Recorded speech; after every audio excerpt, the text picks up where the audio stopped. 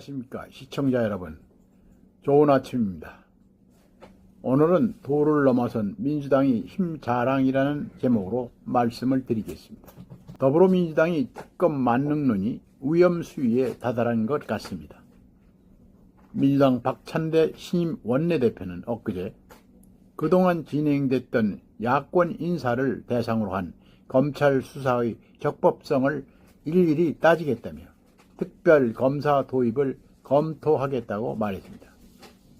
도입 범위는 1심에서 벌금 1,000만 원을 선고받은 조국혁신단 조국 대표의 딸인 조민씨 입시 비리까지 포함된다고 밝혔습니다.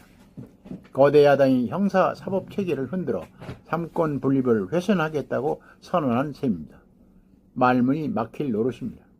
민주당이 꼽고 있는 특검 대상은 최상병 특검과 김건희 여사 특검법 외에도 이재명 대표 측근인 이화영 전 경기도 평화부지사의 대북 송금 의혹 관련 검찰 수사, 그리고 자녀 입시 비리 및 청와대 감찰 무마 혐의로 1, 2심에서 징역 2년형을 선고받은 조국 대표가 해당됩니다.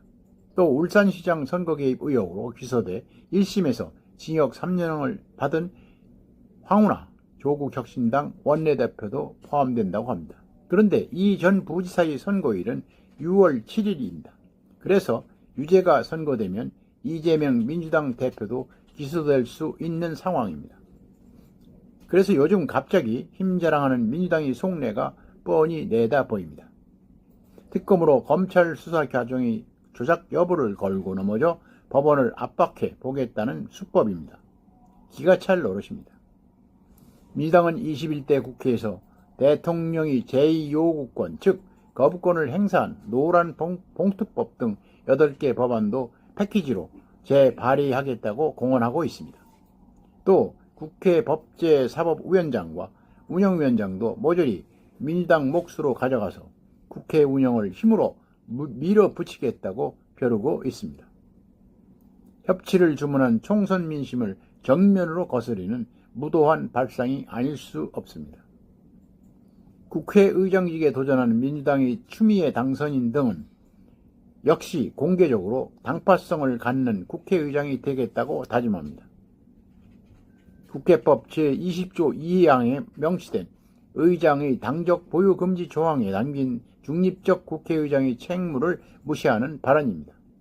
이는 국회의장이라는 제도를 왜곡하는 것입니다.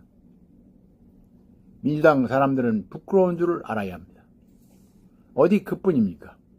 국회 본청 앞에선 민주당 초선 당선인들이 지난 10일 최상병 특검 관철을 위한 비상행동 선포식이라는 걸 열고 천막 농성에 들어갔습니다. 임기가 시작도 하기 전에 의회 정치의 기본을 허무는 작태를 연출하고 있는 것입니다. 이재명 대표의 경기지사 시절 정무수석을 지냈다는 윤정군 당선인 등이 초선의 결기를 보여주기라며 주도했다고 합니다. 참으로 개탄스러운 일이 아닐 수 없습니다. 윤석열 대통령이 기자회견 때 이미 밝혔듯이 경찰과 공수처의 수사 결과가 미진하거나 하면 대통령 자신이 먼저 특검을 요청하겠다고 한 사연입니다. 이거야말로 법리와 상식에 맞는 발언이 아니겠습니까? 그런데 왜 못 믿는가 말입니다. 설령 윤 대통령이 제2요구를 한다면 재의결 절차를 밟으면 됩니다. 그게 정상이고 의회 정치의 원칙입니다. 국회의원의 본분이 무엇입니까? 천막 농성을 하는 사안이 발생한다면 그것을 대화의 장으로 이끌어 토론하고 조정하는 것이 아닙니까?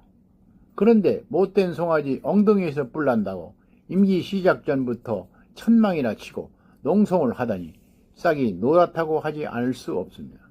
지금도 이럴진데 오는 30일 4년 임기를 시작하는 제22대 국회에선 이런 현상이 더욱 심해질 것 같습니다.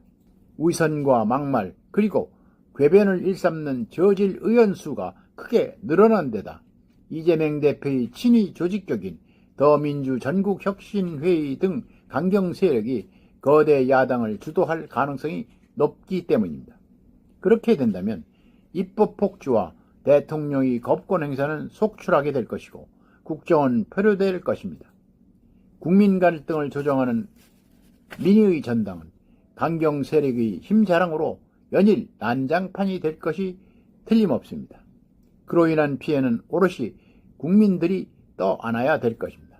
그렇다면 민주당은 이제 도를 넘는 힘자랑은 민심이 역풍을 맞는다는 것을 명심하고 이러한 힘자랑을 멈춰야 될 것입니다. 오늘은 여기까지입니다. 끝까지 시청해 주셔서 감사합니다.